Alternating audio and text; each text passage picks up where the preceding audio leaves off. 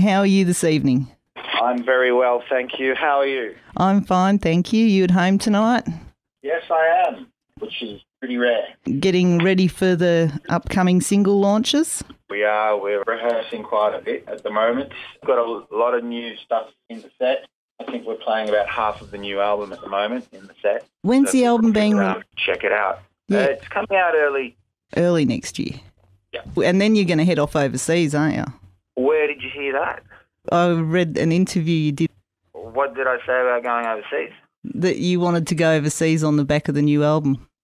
Oh, look, we still want to, but nothing's planned. We're trying to. Let's put it that way. But yeah, I thought you might have heard that we were actually going. I'm just going to start to celebrate. We're always the last to know these things anyway. Well, you're actually Middle Eastern. Were you born in Australia? No, I was born overseas in Jordan. Oh, yeah. Can I ask then, the band name Jericco, I think they had that before you joined, didn't they? They did, yes. Roy had that. Right. Is that a Middle Eastern spelling of Jericco, or why is it not spelt how we know it? That's a Roy spelling of Jericco. He just wanted to be different. Well, yeah, I suppose so that when you Google our name, Jericco comes up and not all the other Jerichos. So it's spelt a little bit different so that when you Google it, you get us. And you've got a background from Super Heist. Were you with them when they went to America? Yes, I was. Is that one reason why you can't wait to get back overseas, because you've already experienced it? Yes. Oh, look, I can't wait to get back overseas, but I'd love to go to Europe this time. Right. You want to go back home to Jordan to play a show? Oh, it'd be great. It'd be great to do that, to go play some shows in the Middle East. That'd be fantastic. You seem to have a lot to do with the songwriting in the band. The songwriting in the band is mostly Roy, who writes most of the stuff. Jordan writes a bit of it. And Brent writes most of his vocals and lyrics and so on. So I'm occupied with managing the band and booking the band and doing the publicity and all that fun stuff. Yeah, all the administration, I have to say, which is fun. But the busier we get, the more fun it becomes. All my keyboards, and I do write sometimes with Brent and sometimes with Roy and sometimes with Jordan. So I get to have fun when I get to have fun, but there's no pressure on me really. The pressure's on the two main dudes in the band, which is Brent and Roy. Well, you mentioned that you do all the management of the band, the admin and that sort of stuff. Is everyone in the band like workaholics? Because you did 2 shows in 2 separate states at one stage, which was Queensland and Melbourne, mind you, and 3 shows in one day in New South Wales, Canberra. That was great. That was fun. Yeah. So we did a show. How did that run anyway? I can't remember. It was Melbourne, Canberra, New South Wales. Right. 3 festivals in one day, I think it was. But I think what we did was, did we play Canberra first, then Sydney, then we flew back and did the Melbourne one late at night. I think that's how it ran. You did the Gold Coast and flew to Melbourne. That's the one, yeah. We are rockaholics. We like to play. Yeah, and I guess when you do that many shows in one day, you're allowed to get mixed up. Yes. Well, we've done a lot since. That was a while ago. Yeah. And you, between Super Heist and Jericco, you're in a band called Revolution Street. Are they still going? Yes, they are still going. That's my own project. You're still doing that one?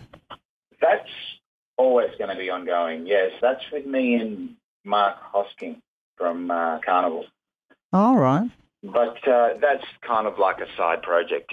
We released the first EP in 2004, and we've got another one written that was also part of the documentary. It was a soundtrack for the documentary that I did as well.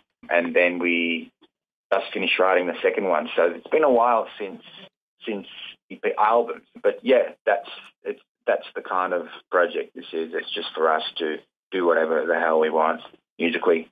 Well, with everything that you've done and the bands you've been in, what's your most memorable experience? What's my most memorable experience? Yeah. Probably the one I can't remember, which is ironic. You don't remember a moment when you wanted to pinch yourself, or does that happen all the time? There was plenty of those, really. Gosh, doing the Krusty Demon tour, that was quite amazing. When we played in the boxing ring in the middle of the arena, had motorbikes jumping over the top of us and stuff. That was huge. Eminem tour was fun. Right. Oh, you toured with Eminem. Was that with Super Heist? We were main support for Eminem, which was hilarious. That was Super Heist.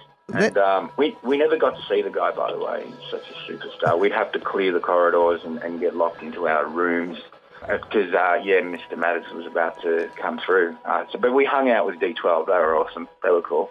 But the funniest thing is when we walked onto the stage, and this was earlier on in our career, mind you, there would just be like the crowd, you start to feel the stadium just start to shake and the crowd would just be going ballistic, and we would walk on stage and you'd feel it building, and they'd just go absolutely mad until the lights came on, and then they realised it was actually us and not Eminem, and then it was complete silence. And, of course, we just started rocking the fuck out, and there'd be people booing and sticking their finger up at us. But by the end of the show every night, we'd won them over, But the start of the night was amazing because we got to experience what it would be like to be him.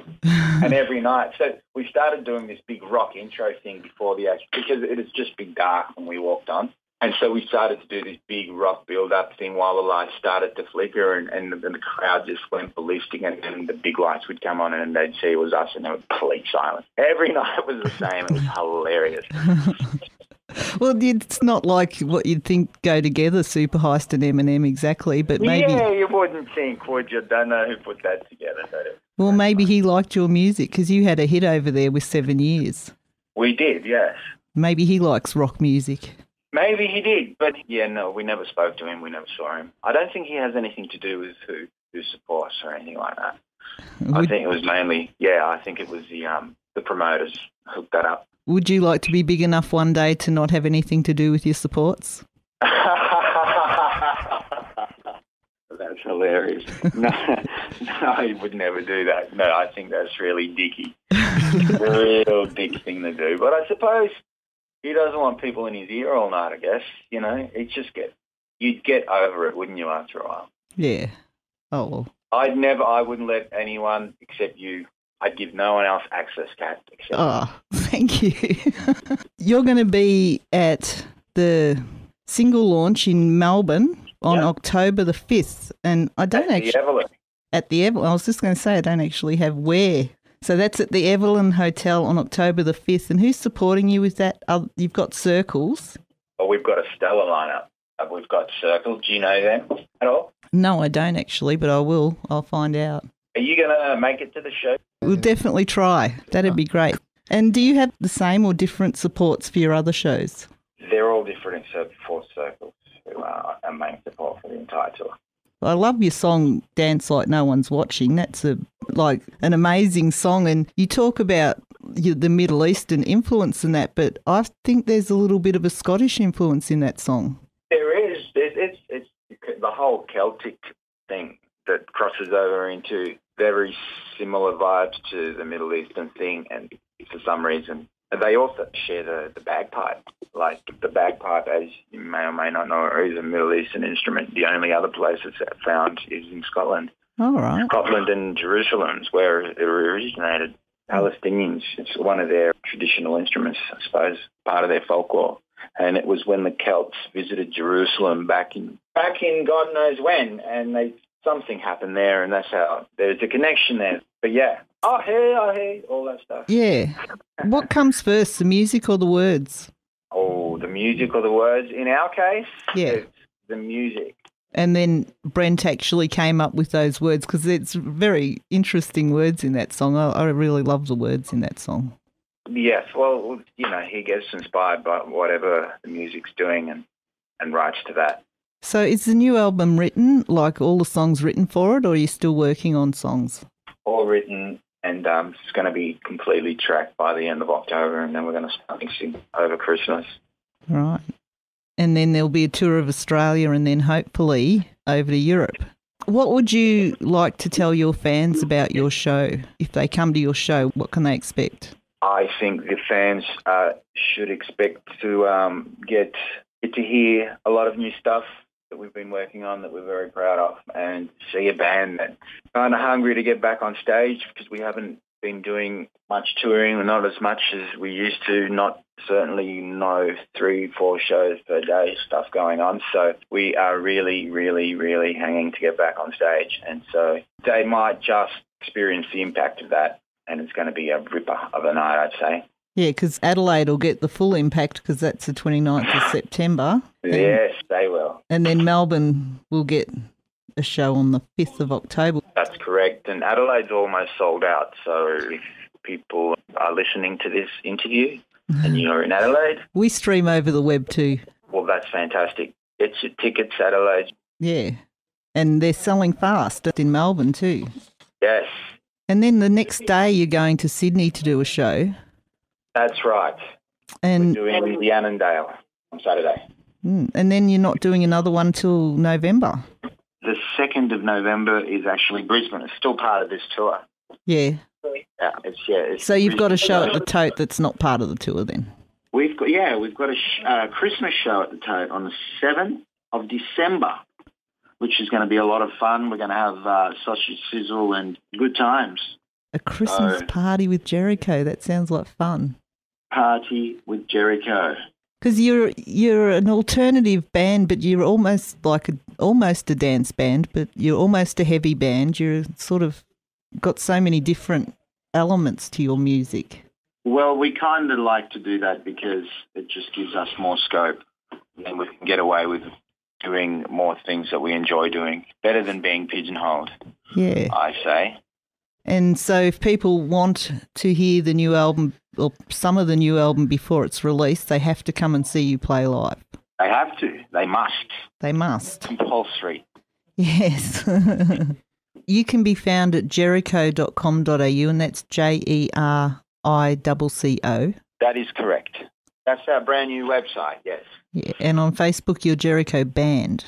We are. I should probably let you go because you've got visitors tonight, don't you? Yes, I do. I have the whole family coming out. Oh, that sounds like fun. It was very exciting to get to talk to you because when I did a show in Geelong for years and we tried so hard to get an interview with Super Heist and they wouldn't talk to us. We talked to nearly everyone else, but Super Heist and 28 Days, and one of the guys in your band was in 28 Days too. That's right, yes. They were the two that got away. Well, you got us now. Well, you got me anyway. Yeah, and it has been great, and I do look forward to seeing your show on October the 5th. Thank you. I look forward to it as well. And I'll be dancing like no one's watching, I can guarantee that. Great. All right, well, I'll see you guys there. Thank you very much.